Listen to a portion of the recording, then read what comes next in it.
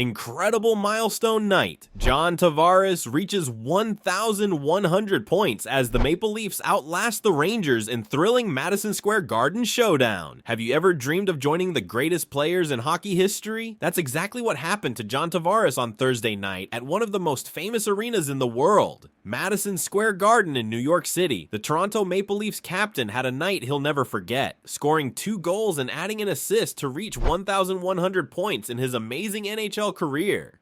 That's like scoring a goal or helping a teammate score in every single game for more than 13 years straight. When you reach a big number like 1,100 points, it means you've been playing at an incredibly high level for a very long time, said hockey expert Sam Johnson. Only the very best players ever reach that mark. The Maple Leafs needed every bit of Tavares' magic too, as they battled to a nail-biting 4-3 victory over the New York Rangers. The win was Toronto's 3rd in a row, helping them keep pace in the super tight Atlantic Division race. The action started in the first period when Tavares gave Toronto an early lead. Racing down the ice on a rush, he fired a perfect one-timer from the left face-off circle that zoomed past Rangers goalie Igor Shesterkin. Jake McCabe made the perfect pass, while William Nylander started the play and earned his 600th NHL assist. But the Rangers weren't going to just roll over. With less than a minute left in the first period, Will Borgen tied the game 1-1 with a shot that somehow snuck through Maple Leafs goalie Anthony Stolarz. Just when it looked like the period would end tied, Bobby McMahon tipped in a shot from McCabe with only 10 seconds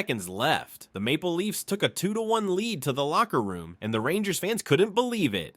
Getting a goal in the final seconds of a period is like finding an extra present on Christmas morning, explained former player Mike Wilson. It gives your team a huge boost of energy and excitement. The Rangers came out flying in the second period. Their superstar Artemi Panarin, known as the Breadman because his last name sounds like Panera, a type of bread, tied the game just 1:22 into the period. He grabbed a rebound and fired it home, making it 2-2 and sending the New York crowd into a frenzy. But this was Tavares' night to shine. Just a few minutes later, he scored his 2nd goal of the game and the 1,100th point of his career. Standing in the right circle, he pounced on a rebound from another McCabe shot and buried it behind Shesterkin.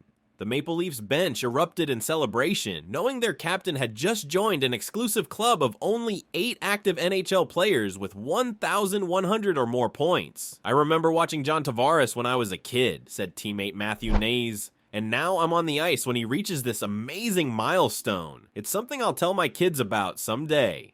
Knies would have more to tell those future kids because he scored Toronto's 4th goal midway through the second period. After Rangers defenders Andre Miller and Adam Fox couldn't connect on a simple pass, Nylander snatched the puck, circled behind the net, and found Knies wide open. He fired it into the net, giving Toronto a 4-2 lead. The Rangers weren't done fighting though. With just 35 seconds left in the game, Chris Kreider tipped in a shot from Panarin to make it 4-3. The Garden was rocking as the Rangers desperately tried to tie the game, but Anthony Stolarz and the Maple Leafs held strong. When the final buzzer sounded, Toronto had earned a huge road win and their 3rd straight victory. The Rangers, meanwhile, lost their 3rd game in a row and remain outside the playoff picture in the Eastern Conference.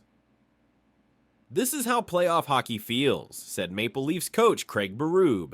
Every shift matters. Every play can change the game. I'm proud of how our guys battled tonight. For Tavares, the milestone was sweet, but the win was even better.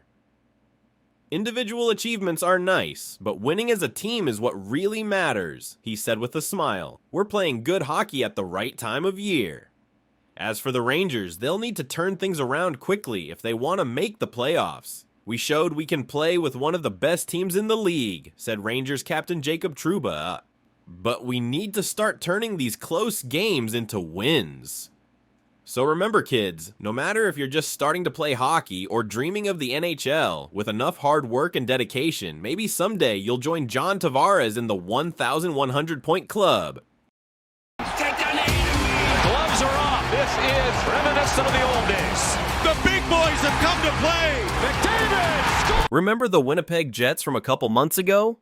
The team that was the toast of the NHL, sitting on top of the standings looking like an unstoppable force with the best goaltender in the league? Yeah, that same team just got steamrolled in the first round of the playoffs by the Colorado Avalanche in 5 games. Not exactly the storybook-ending Jets fans were hoping for after one of the most dominant regular seasons in franchise history. So what the hell happened? How does a team go from potentially winning the President's Trophy to getting bounced in the first round? Let's take a deeper look at the collapse of the Winnipeg Jets and try to make sense of this playoff disaster. First, let's remember just how good this Jets team was in the regular season. At the All-Star break, Winnipeg was 32-9-5, good for 69 points in just 46 games. They were on pace for 123 points, which would have been the best in franchise history by a country mile. Connor Hellebuyck was putting up video game numbers with a .925 save percentage and multiple shutouts. This team looked like they were built for a deep playoff run. The defense was suffocating, the offense was clicking, and the special teams were humming. Remember that power play? It was a thing of beauty, with Nikolai Ehlers and Mark Scheifele running that near-perfect 1-3-1 formation, shifting positions to create those cross-ice one-timers that goalies had no chance on. The penalty kill was just